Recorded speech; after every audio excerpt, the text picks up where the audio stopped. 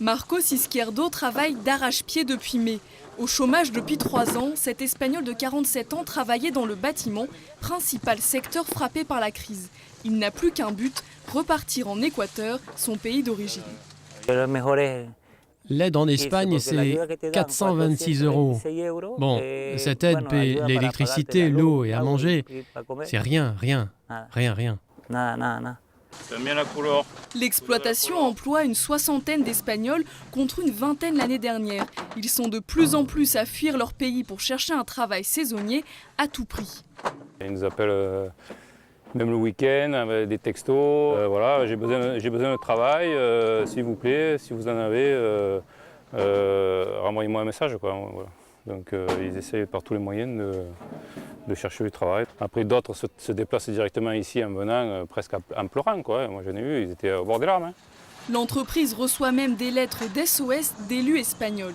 C'est une lettre d'un maire qui nous envoie une liste de personnes susceptibles de venir travailler chez nous. Donc il nous demande si on aurait la possibilité de les embaucher.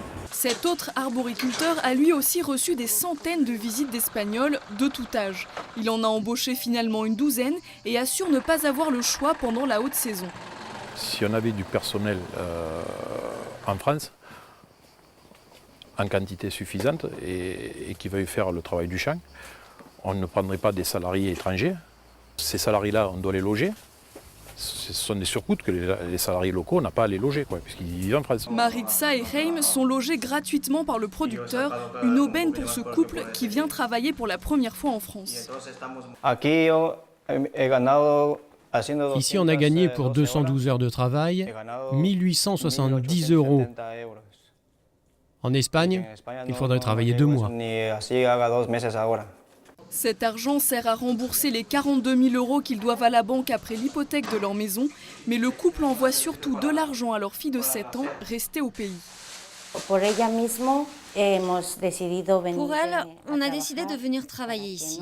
On ne veut pas qu'elle connaisse notre situation. On veut un meilleur futur. En septembre, tous retourneront en Espagne, mais ils espèrent repousser l'échéance le plus longtemps possible.